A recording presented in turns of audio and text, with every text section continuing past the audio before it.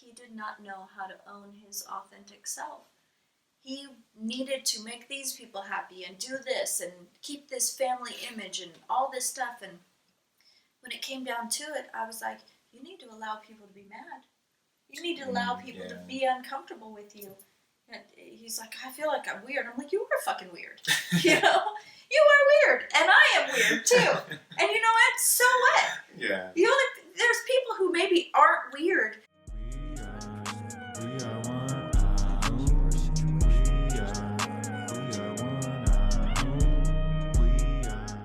Namaste, my fellow life inquisitors, and thank you for joining me on another Power Interpretation with Blue Yogi. I'm so excited today because we have a special guest. I'm a special guest. I'm Frankie. This is Frankie. She's going to get into her, who she is, what she does, and why she is here. I haven't came up with a topic yet, so usually how I come up with my topics is I just know the kind of subject, emotional subject or thought process subject, whatever it is, and then I come up with like a creative way to post it so people can, like, when they're scrolling, they go, that sounds interesting, and click. So I haven't came up with an interesting, authentic title yet, but we're talking about authenticity today. This is actually a request from somebody who heard a different podcast, and it was Let Go My Ego podcast, and they were like, but what about authenticity in a world where it's so inauthentic? It's so inauthentic, you know, like, so so that's what we're going to be talking about today. But before we get there, I would like you to talk about yourself, just a little bit about yourself. Sure. Yeah. So my name is Frankie Olinger. I am an empowerment coach, a life coach. I'm a spiritual teacher, and I'm an author of a book called The 5 V's, which you see right here.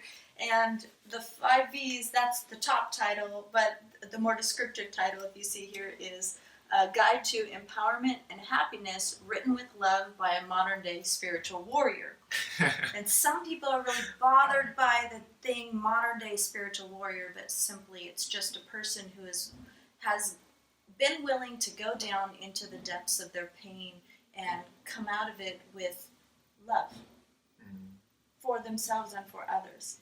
I like to say that I'm a professional adventurer, or I'm a spiritual tour guide, because in all truth, yes, I do coach people. Yes, I bring them through their limiting beliefs. Yes, I teach them how amazing they are, and we find out how to fall in love with ourselves. But in truth, it's their adventure.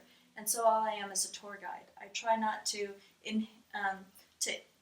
interject my beliefs to be their own, but I do offer different options for, hey, let's look at it this way, or let's look at it this way. Yeah. I've helped a lot of people to fall in love with themselves and fall in love with the world, flaws and all, because flaws are a part of the beauty. So. Ooh, flaws are a part of the beauty. I think I wrote, so I got my little special tabs right here. I can't even wait.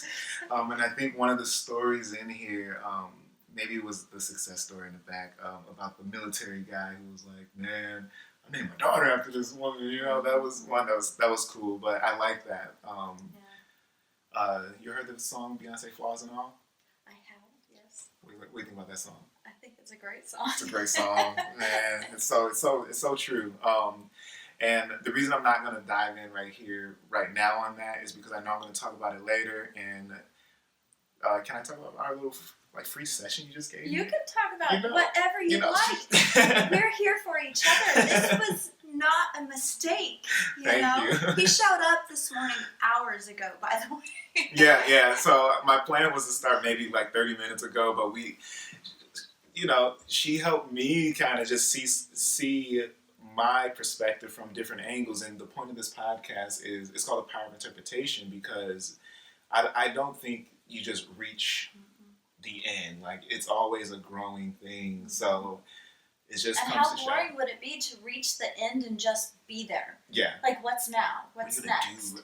If you had nothing else to learn, that would be horrible. To me, I agree 1,000. Okay, so let's get into my notes. They know I get notes all the time. So the definition of authentic, I wanted to go over that first because it gives us like a base of what other people could assume it to be, because we all know that Google's just right? So, authentic, based on Google, of undisturbed origin. That's all it said. Of undisturbed origin, and then it had the little, what do you call this thing? Colons type thing, I don't have my glasses on, so. Oh, that one right there. It's a semicolon. Semicolon. That's what we call these. Okay, it has a semicolon. Then it says genuine. So your genuine self or your undisturbed origin self. And when I read that, I was like, do humans know their origin? Like, That's one of the things that I help them find. And can I say something here? Please. So the word authentic or authenticity, I talk about it a lot in my book because it's a freeing type of a thing. I also think it's synonymous with what my interpretation of the word humility or humble is, which is not being any more or any less than what you truly are, not pretending to be better, not playing the role of being worse, but being exactly who you are, beautiful, flaws and all. So like authentic and humble, I think they're very, very synonymous to each other. And I of course wouldn't be like, I'm a humble person, because that's exactly, Yeah. you're in a conundrum right there, right? But That's being funny. authentic, I believe we were all made to be who we are. We were born with all the things that we need. And along the line, we become inauthentic because we want to fit in.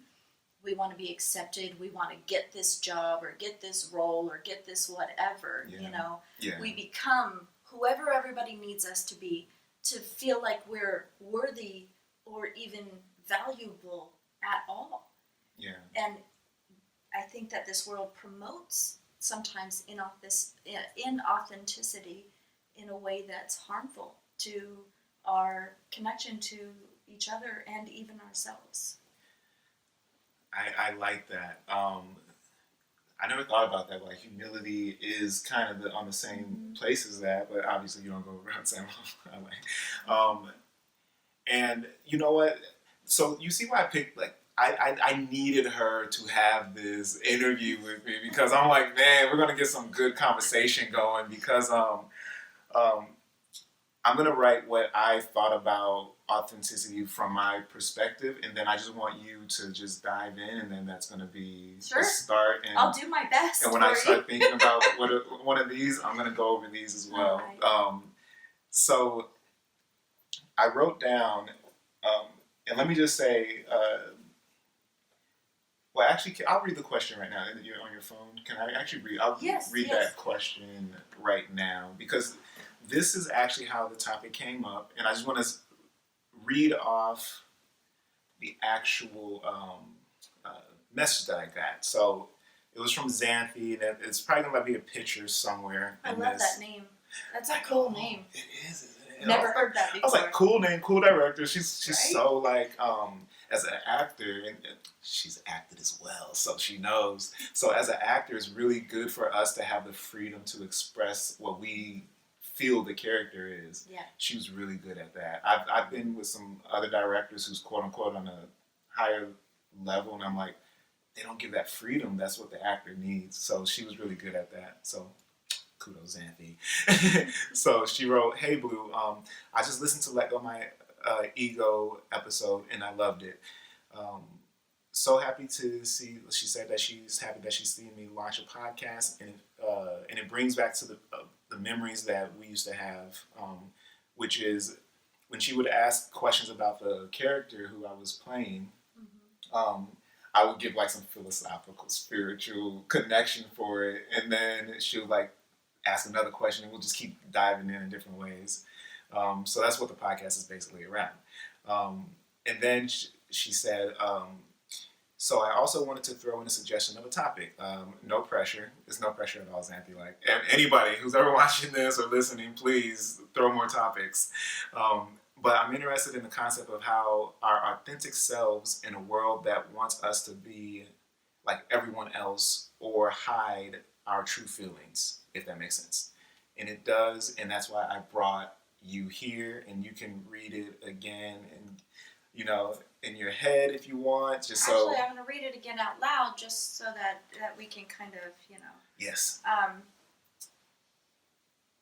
Interested in the concept of how to be our authentic selves in a world that wants us to be like everyone else or hide our true feelings. Oh, that is really good. Really good. Because I think that's a common question for all of us when we start to come to a place to where we are asking ourselves on just naturally, who am I? And what am I doing here? And why do I keep ending up here? And why does this feel so icky to be in this thing that everybody seems to be so excited about? Yeah. Oh, that makes sense. Mm-hmm. Because our authentic true self is always trying to get our attention. Our natural true expression is always wanting to be heard. And I'll just speak for me. For many, many years of my life, I was like, be quiet. No one's going to like that. Be quiet. You're being annoying. Be quiet. No one wants to hear you, Yeah. And it's always died to come out. Being who I am, being a spiritual teacher, I mean, this is authentic as I mean, yeah. The dopest spiritual teacher that you're going to find, right? It's like all sleeves and everything. People are like, don't you want to get your tattoos removed? Don't you want to dye your hair natural? I'm like, no. I it's not that I do or I don't. It's like I really enjoy who I am, and maybe my hair will be natural next week. I mean, to be honest with you, I'm 49 years old, so my hair is completely gray underneath here. But I got this hair dye lady, and she's like, "We're gonna make you look young. Don't worry. We're gonna do it." And I'm like, "All right, let's just do whatever." She's like, "What color do you want this week?" I don't know. Let's do purple and blue. Okay, let's do purple and blue. And people will go, well, that's not authentic. That's not your real hair color. See, it doesn't, the looks and these labels that we give does not define authenticity. What's authentic is, well, I'll just say this. I've taught people who are in their 80s. They've come to learn from me, and I notice them having troubles, and I'm like, you seem to be having trouble with this. And they're like, I just look at you, and I think to myself, well, what am I going to learn from you? Which is, they're being authentic and true, and so I love that. I love it when they say that, because at least we're getting down to what is their self-talk doing that's keeping them from learning something. And so they want this big spiritual explanation of how I'm qualified to help them or why they should listen, and I just look at them and I say, if you're having a hard time, just close your eyes, because you'll be able to see me better if your eyes are closed. Because our eyes are where our judgment is, right? That's a really good point, and I agree with that. And so you just said something right now. What was it? When you said it, I shouldn't have said something in my head, but it reminded me of what I call a non-physical experiencing, and then a physical experiencing. And that's what I started to write down, because when I heard the question, I was like, for me, it's like live that true self, but also understand what you're saying to yourself, because if you believe every single thing that's running through your mind, and you bounce off with me on this one,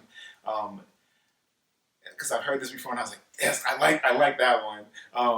All the thoughts that come in your head, they're not even truly your thoughts. It comes from other places and things and stuff, and it's up to you to be able to look at it and to discern. And I heard that word before. There's a book of law, and I learned this from another teacher, Don Miguel Ruiz. I'm friends with Don Jose, so I always say his name first.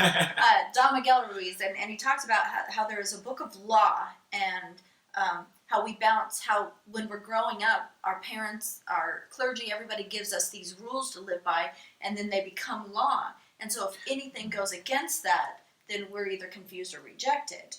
So that's kind of where that is. It's like we don't even know that we're listening to ourselves, because we're listening to what is in the book of law.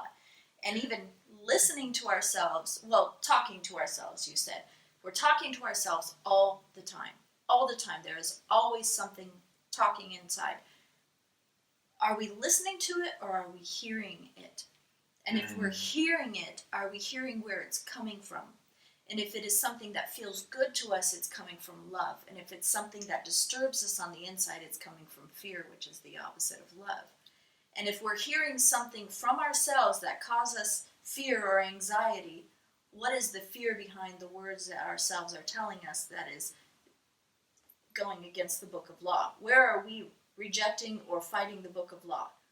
You know, and that comes, like, if I were to put it in a personal way. So religion, I grew up in a religion, right? And the religion had these certain things that they taught, rules. If you did this, you were going here. If you did that, you were going here.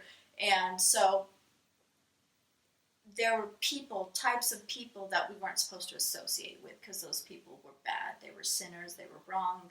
And I was taught that, right? Right.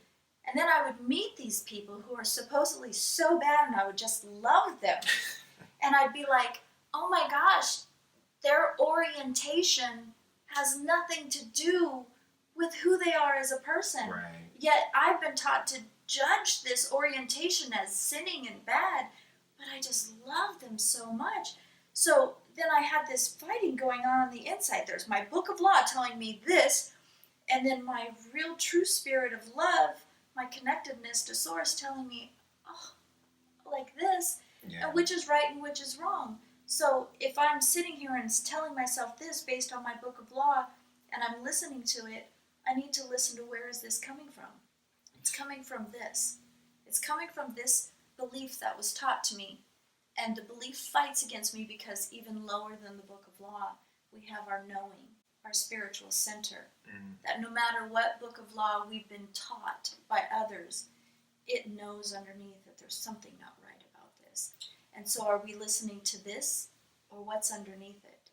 And what's that truly telling us? I hope that made sense. No, I like that. And if it doesn't, like, please, that's when I say ask questions. But it makes so much sense to me. A small version for me is, and I said this in one of the podcasts, but basically, when I hear myself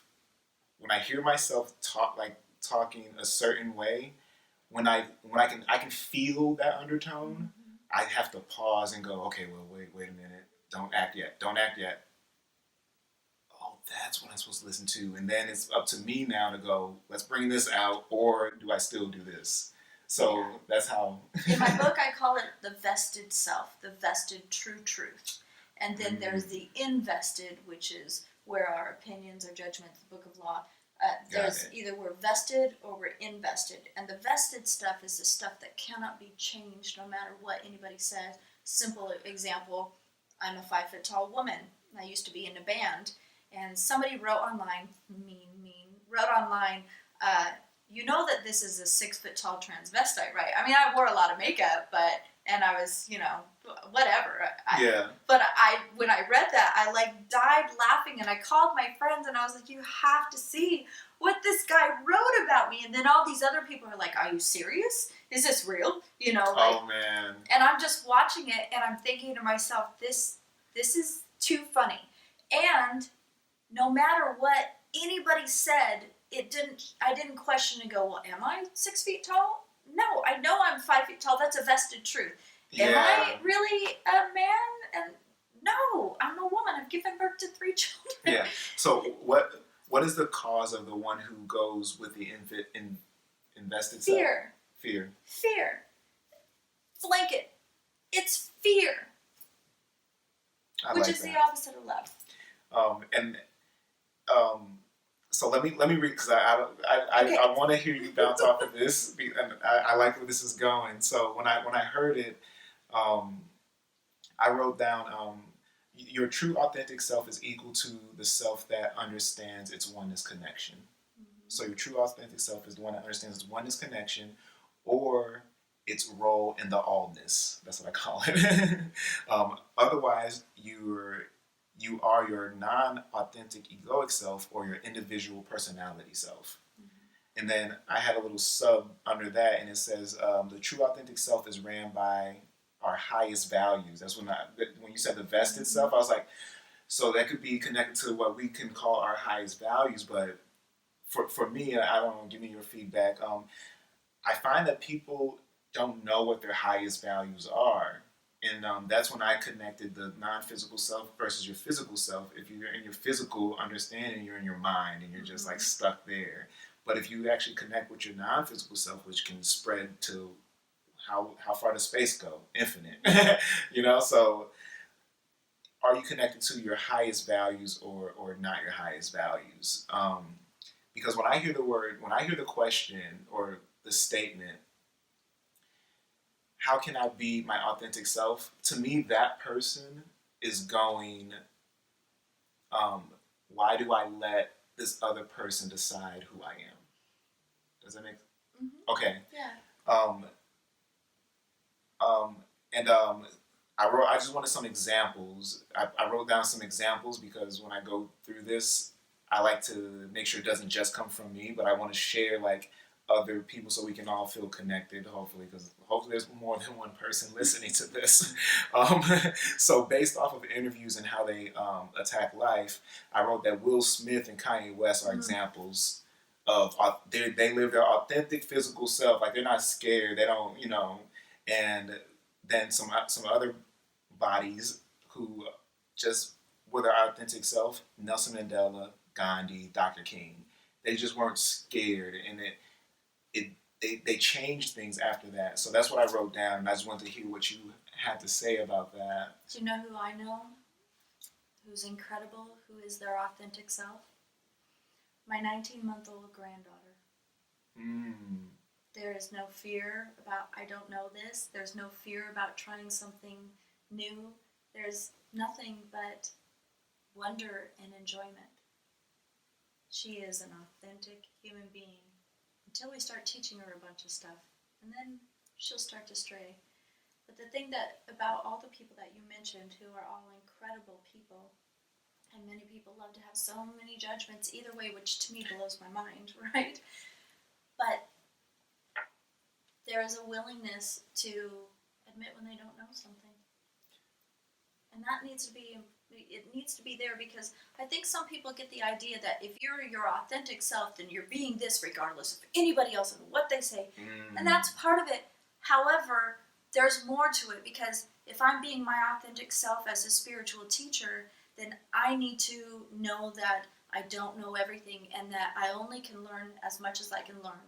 I can only get as high as human being. I can't get spiritual above human beings' capability of it.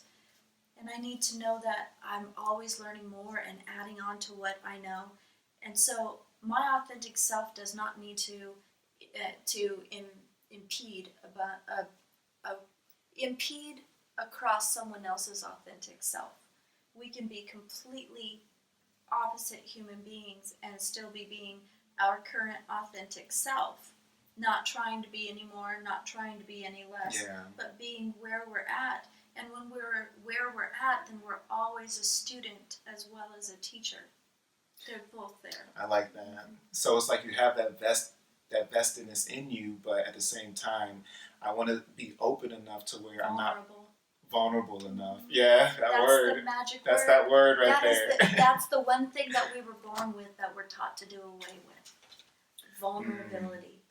Don't be weak. Don't let them see you cry. If you don't have this, you're not powerful. If you have this, you can do that.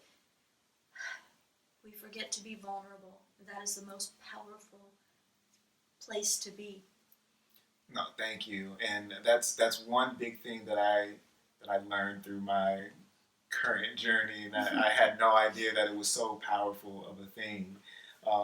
And because of that, I'm actually going to go to the story first, but I have all these tabs, and one, like, I'll say the opening first, because when it says the introduction to the 5 V's, and I was just like, dang, that was a good opening. I was like, this is such a good opening, Frankie. It took me 5 years to write this thing, okay? I was like, rewrite. Oh, that's good. I was like, yo, yes. So I just sat here and read it, and it was, if you really think about it, any form of knowledge we have ever had the pleasure to learn. Do you actually want to read it? Because you're probably going to do it like better than me. Just. What do you want me to read? In this box. So all the way down to the truth. If you really think about it, any form of knowledge we have ever had the pleasure to learn has come from insight, imagination, experience, or education of some form. Each person will have learned their own version of the truth in their own unique experiences throughout their own life. After they learn these lessons and make the decisions that their version of the truth is the truth, they start to consciously and unconsciously pass this knowledge to others. When passing on this knowledge, they sometimes impede on the right of others to choose their own truths. The life lessons of others can be extremely powerful in molding the world around them. The most powerful of teachings are those which are based in the true truth. And I like that so much. And I underlined a part, and it's the part I underlined was when passing on this knowledge, they sometimes impede on the right of others to choose their own truths. And parents do that. Man. Mm-hmm. Parents do that. Clergy do that. Teachers do that. We do that to our spouses. This is my version of the truth, so it has to be your version of the truth, or I'm wrong, and I can't be wrong.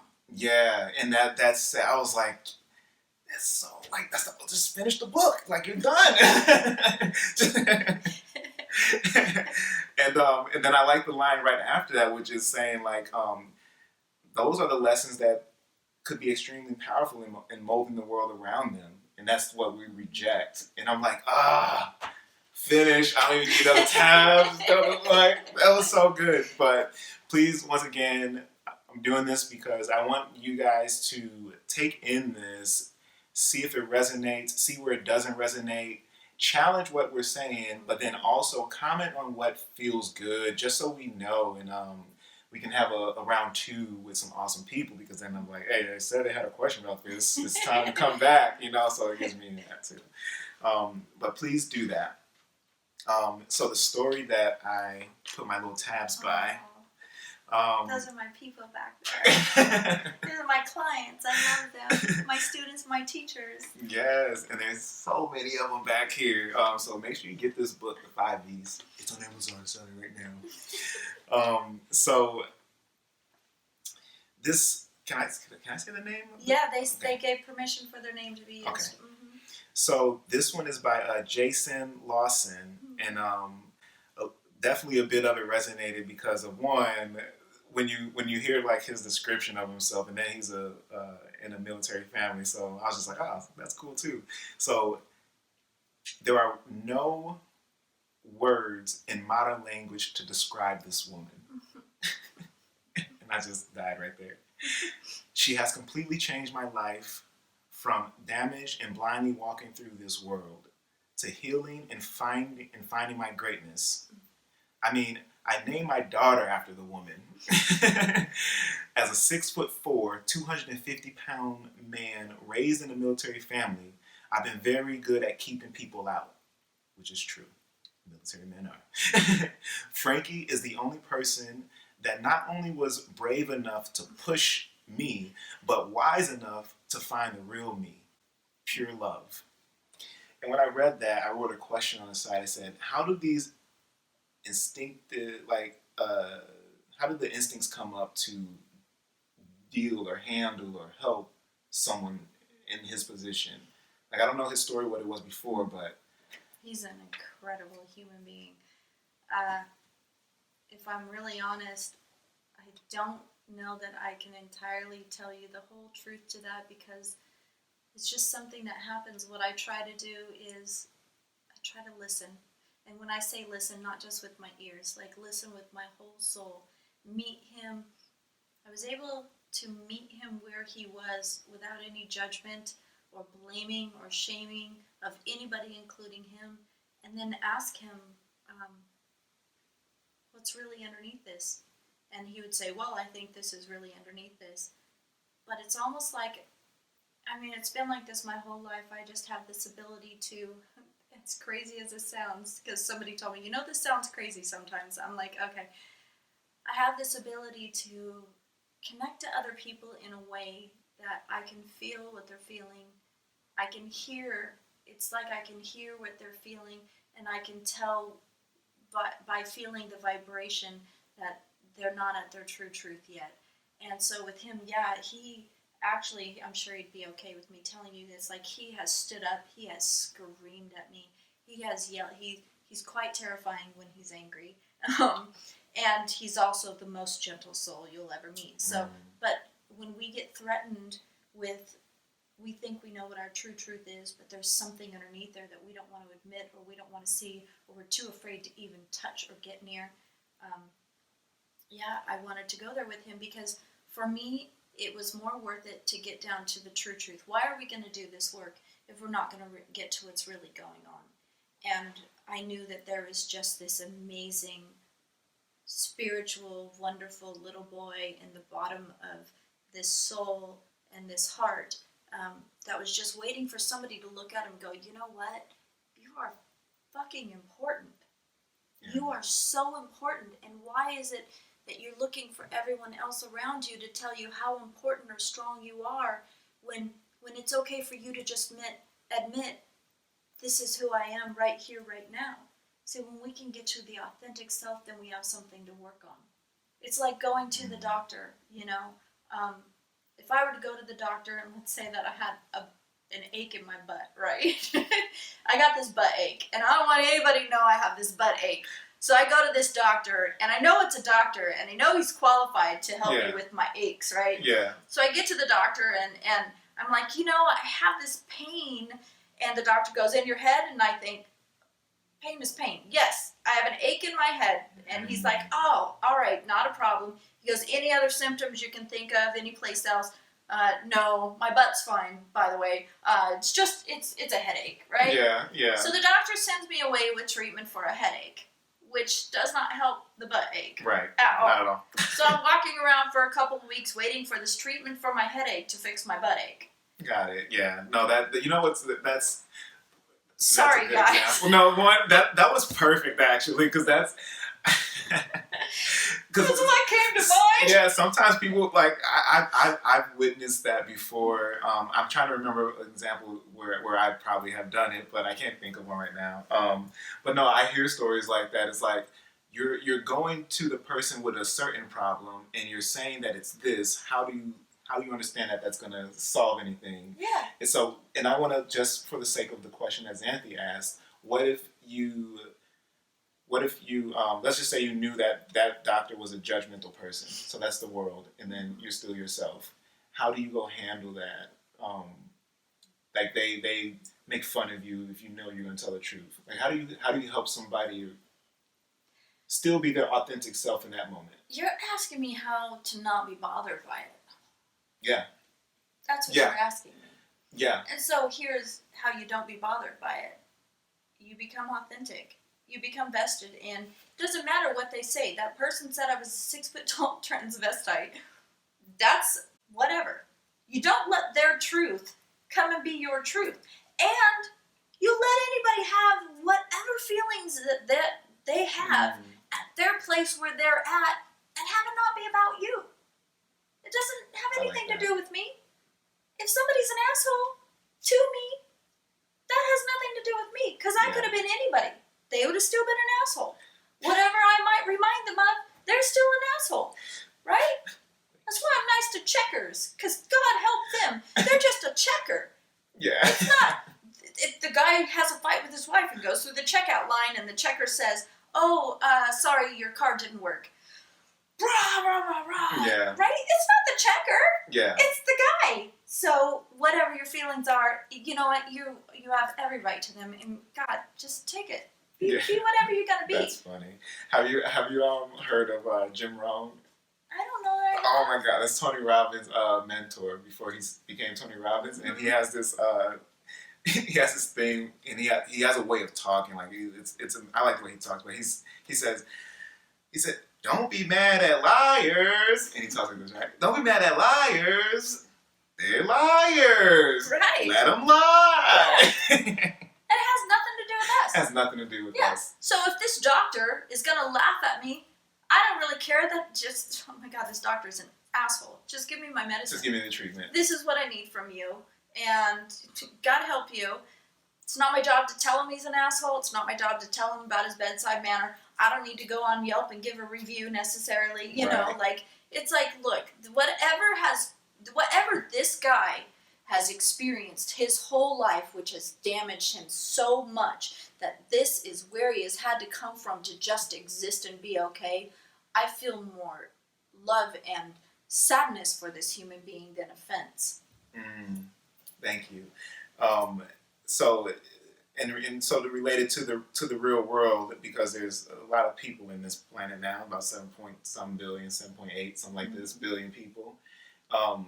To Xanthi and whoever else is out there, and I know I've had to do this talk with myself, which is when it happens, just keep this in mind. It didn't come from actually you. It didn't come from me.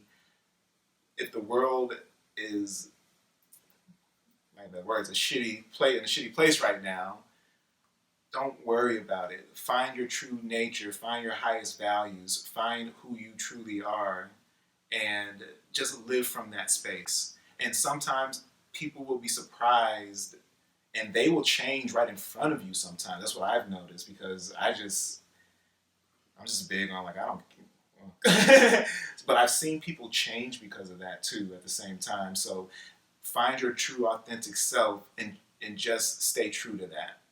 And if somebody, and let me know what you think about this, and if somebody actually says something, still listen to them, because maybe there is some that you can grab from it, you know. But if it comes out like a douche or, you know, whatever, like, don't worry about that. I agree.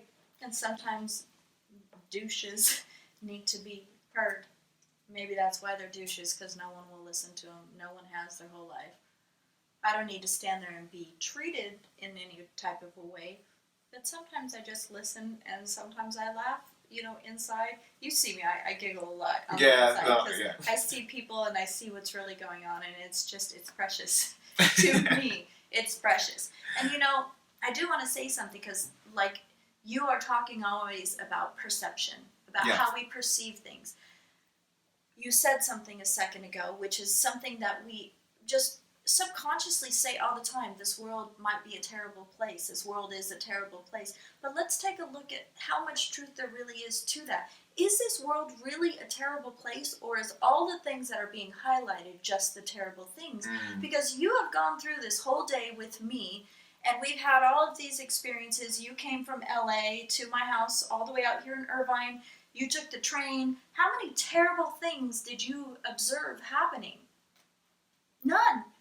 But we get taught this is a terrible place. Yeah. But we need to change our perception on that. It's a terrible place because the news is constantly telling us this is a terrible place. Look at this bad thing that happened. Look at this bad thing. And so we think that the bad things, because that's what's hooked our attention. Yeah. But the truth is, this is not a terrible place. This is a miraculous and wonderful place. I love that.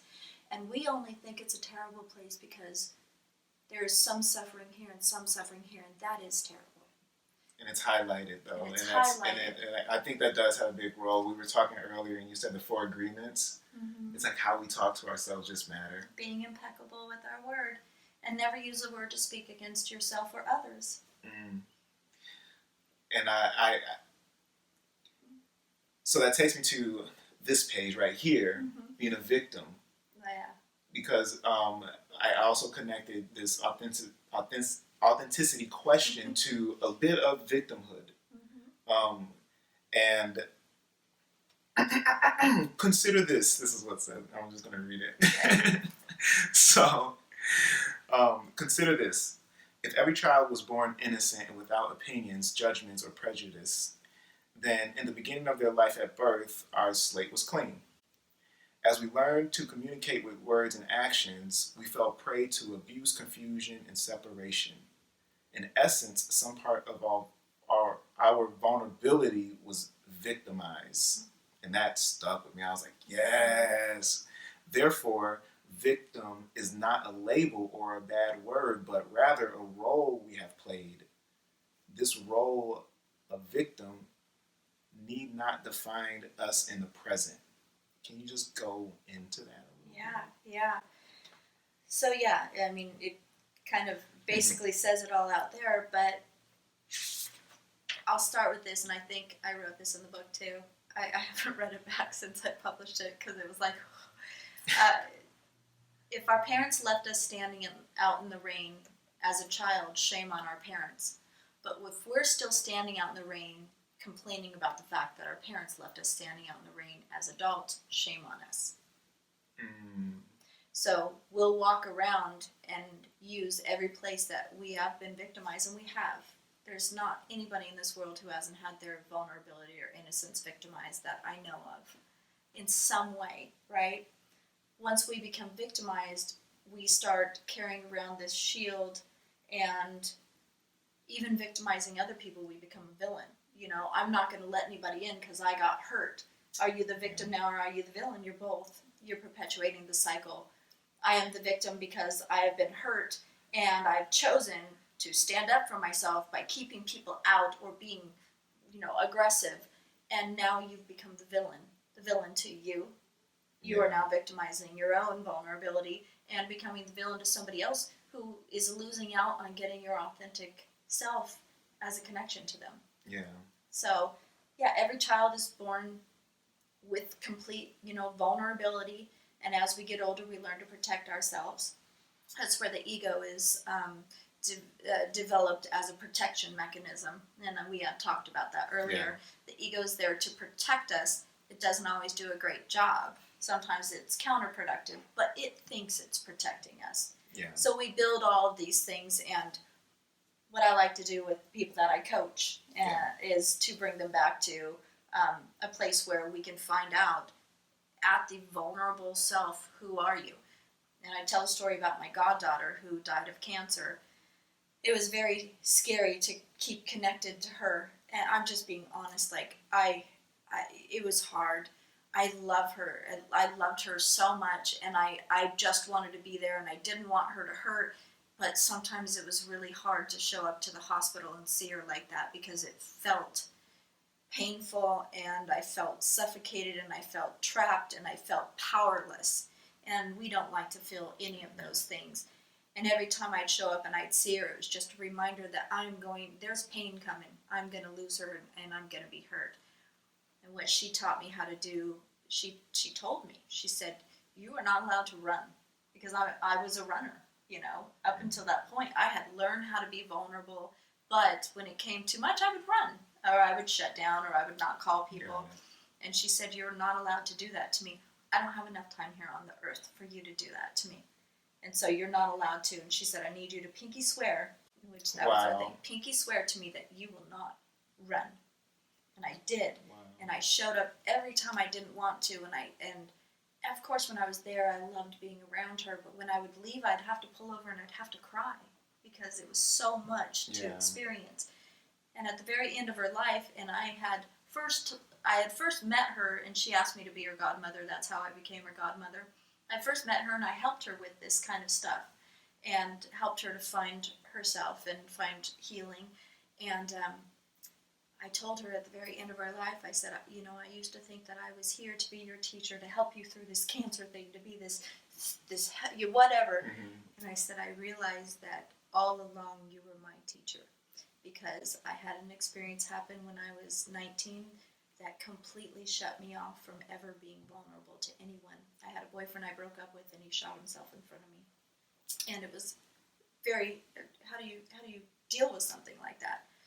And up until her, it was like, you can get close, but you can't get too close. I will help you find yourself. I will help you with everything you want. But we just stay away from me. I'm good, Got it. And what she taught me was how to be open, feel the pain, be honored by being the person who was there to get to experience the pain of loss and have a full and complete experience with another human being. Oh, wow. And that, to me, taught me the value of vulnerability. Yes, I am going to get hurt. Yeah. But that is part of the experience of life. Yes, I am going to feel pain. But if I were to sit and meditate in my room with nobody else around to try and get this enlightenment for the rest of my life, what will I have truly learned? Yeah. Nothing. I would have learned how to meditate. That's beautiful, and I'm might sound all cliche and stuff, but I'm trying to use communication words and stuff, but it's crazy poetic in a way that you could make that observation a truth, not just like, oh, it's just an observation. Um, but that was that experience that helped open that. Yeah. Oh man. Um, I don't want to go on to a tangent on that one, but thank you for sharing that. Thank you. And who's ever listening to this right now, you have to say something about that story and what you felt in the moment. Okay, say something, comment on it, because I'm so curious. I'm probably gonna talk to her after this about that more in depth. And I think it's important to say this too, that no one needs to find that level of pain in order to find the freedom from it, because I have people from all walks of life that come and learn from me. Teenagers, students, military people, people with PTSD, people with addiction to all types of things. I've worked with actors, musicians. All of them have one common theme. And the one common theme is that they've forgotten who they are, or they're afraid to be that. I like that. And can you, from your experience of coaching, can you give an example of something? Because I think that was important to say. Like, it doesn't have to be some very extreme thing. Because mine was my brother. He got murdered at a gas station at home, and I just finished shooting a Teenage Mutant Ninja Turtle pilot. No, it was Power Rangers. It was a Power Rangers pilot of this drama parody, because we saw online that somebody did it, and we were like, yeah, we're gonna do that. We just said cut. 5 minutes later, my mom called and was like, your brother got shot, and literally the thing that I like left, and I just couldn't. I didn't even know what to do. And then my nephews had called me because they saw that it was posted on my Instagram, and they literally get on the phone. They go, I'm BR back at home, my first and middle initial. All right, so Uncle BR, uh, KG, my brother, KG and cousin Duke got shot. How's the Power Ranger thing? Can I be out there? Can I come out there? And that like breaks my heart to hear that that was the same emotion in the same sentence, because it's so familiar. And I was like, I didn't know what to do at first, and I only had like 5 seconds to decide if I'm gonna just allow myself to not allow my nephews to understand how to be strong through anything, or show them how to be a victim of something that didn't like. So in me, I was just like, oh fuck it, I want them to be awesome, and I was just like, oh, hey, But then when I actually went through it, that's when I realized, like, this is what I need to learn, because at that moment, I can't express how much I just no. That's all. No, I don't know why you call me no. But once I heard that, and then we're not living this life for us. We're living this life to help the next batch of humans. 7 generations. Everything we do will affect 7 generations after Thank us. you. I'm using that from now on. It's like, because my system is always about the next generation and not me. So I was like, I can't. I need to do this in a strong way, and that. But that was my moment where I was like, man, I need to get better within myself about it. But I'm glad that moment happened. But I'm not glad the moment happened. It was a weird fucking thing for me. But so it doesn't have to be that extreme. So I think it is important for that to be said, because there's a bunch of other stuff that happened in my life to where I wish I would have learned it sooner. And I don't know if you have any stories of some lighter ones, but still, Stories like with a person, a specific person, or maybe just an idea about, like, where does the Because I'm assuming you said it doesn't have to be that high Right. for a reason. Oh yeah, so I had this client that I worked with. I won't say his name because I don't want to. The family is a very well-to-do family. They are, let's just say, any person who eats groceries. I'm 99.9% sure that you have seen something from this family, right? So this kid is going to college and he has some addiction issues. I mean, real bad. And not only does he have addiction issues, but he is smart as hell. I mean, this kid is just a freaking genius.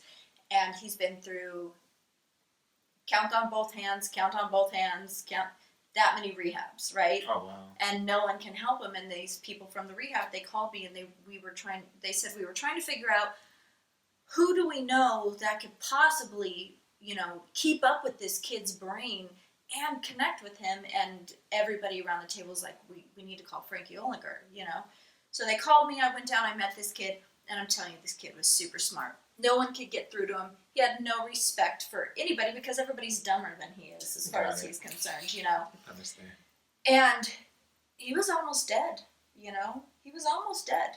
And there was nothing that was going to help him. And I worked through, he had everything at his disposal, more money than he could, expect to ever need to use.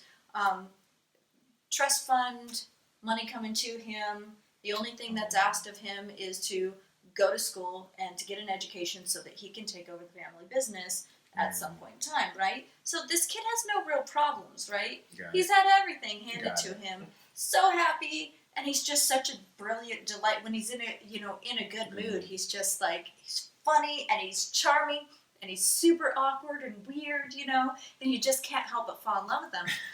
But I went through this coaching with this kid, and I mean, it was tough. And in the very end of all of it, what was the main thing was that he did not know how to own his authentic self. He needed to make these people happy and do this and keep this family image and all this stuff. And when it came down to it, I was like, you need to allow people to be mad. You need to allow people to be uncomfortable with you. And he's like, I feel like I'm weird. I'm like, you are fucking weird. You are weird. And I am weird too. And you know what? So what?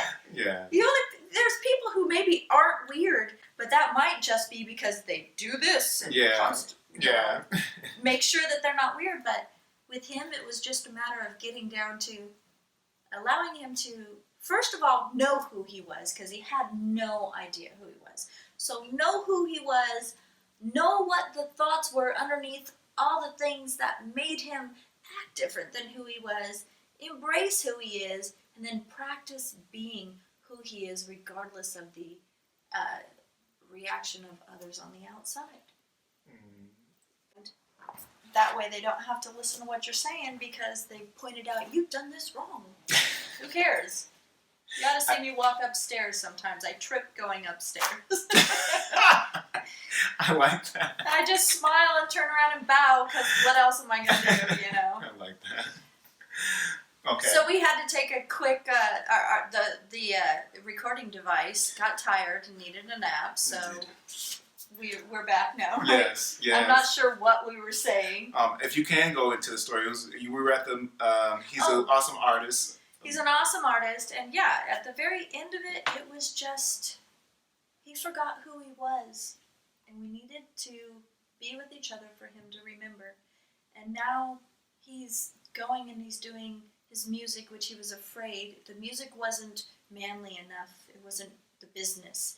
It was his passion. It wasn't meant to be some way that he was to make money because it's a business family, And when he learned how to say, this is me, then now he does both, He's doing great in school. His smartest guy I've ever met. And he also goes and he's a studio musician and does a lot of work for a lot of people. And there's not many that are better than him when it comes to tickling the keys, or tickling the ivories, as he calls it. Oh yeah. And he's one of those with, like, even the first time I heard him play, I said, okay, what is this man passionate about? passionate about music. So as his coach, I said, let's go in and let's have some music sessions. Give you the chance to really embrace this part of you, you know? Yeah. Even if it's not important to anybody else, it's important to you. And he walks by the piano and I'm like, he looks at it, I said, do you play the piano? And he goes, kind of. I'm like, you know, I dabble. I go, well, let's hear you dabble. That fucking guy sits down and just starts this. And then I stopped him and I said, don't ever lie about who you are again. And he goes, what do you mean? I said, you know you don't just dabble, but you played small. You played small. I said, don't play small. Don't play bigger than you are either. If you can play the piano, say I can play the piano. I'd love to play it for you. Yeah. Don't say, oh, I dabble, hoping I'll ask you to play. Let's be authentic. Just be who you are. He goes, well, I don't want people to think I'm arrogant. I said, it doesn't matter what anybody else thinks. And people who think other people are arrogant are usually people that struggle with arrogance. I'm not going to think that's arrogant. I want to experience you as you are, you know? Yeah. So he doesn't hide that about himself. He doesn't hide his awkwardness anymore.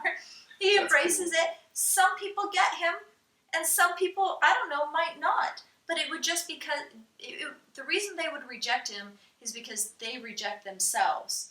And he embraces himself now in a beautiful way. And when we're around people who need to be better or need to be whatever, a lot of the judgment comes in. But again, that's what am I being affected by when it comes to other people?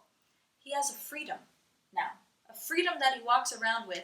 And if somebody doesn't like it, he knows it's not because of him. It's because of them, something they're struggling with. And that's okay. Because when you fall in love with the whole human race, you realize there are some people doing some really, really bad things. And I'm not necessarily going to go, oh, I hope you had a really good time murdering that person. I'm not going to do anything like that. However, I am going to look at this person and know they're doing bad things, but they are not bad people. They are broken people. They are confused people. They have forgotten who they truly were. Yeah. Because at the core, what we all are a one. We're one and connected with each other. And our separation is what causes us sickness and sadness. But it begins with separation from ourselves. I like that. Because this is a new world record for me, I wanna make a summary statement, and then I'll go back to you. So to wrap up everything that I've gotten from this session, once again, we use our self-awareness to address our power of interpretation to live as our oneness self. And in this conversation, we can just change that oneness self to live as our authentic self. And how do we do that? So going back to what Xanthi said, like, how do we stay our authentic self in a world where there's people being harsh? First thing, change that people being harsh statement to, people are all wonderful. It's just there's hurt people who hurt people sometimes, and it's not our job to judge it. It's only our job to remain our true self, because it can help that person or it might not. And if it doesn't, move on. Mm-hmm. And don't think that we have to learn this at some high, intense moment. We can learn it at moments where everything is given to us and I just haven't been being myself, only simply because I'm trying to please that person and please that thing and please that thing. Don't try to please anything. So what I took away from this is, let's understand when we get that feeling of, man, this person is judging me, right there. Right when that happens, go, man, this person is just being them. And I'm still glad that I'm available for that person's as an ear or as whatever I'm here for. Because it's not my job to fix or do anything about it. My job is just to simply be. And then that beingness can help somebody, not even to your trying to, or whatever, just to your surprise, it could just happen. So that's what I got from it. And any end statements, and tell people they can reach you after and all that other stuff. Yes, and to piggyback off of what you said, just because we're uncomfortable with another person's actions or words or feelings doesn't mean that they need to be. And the moment that we start judging a person saying, man, that person's judging me, we are judging them.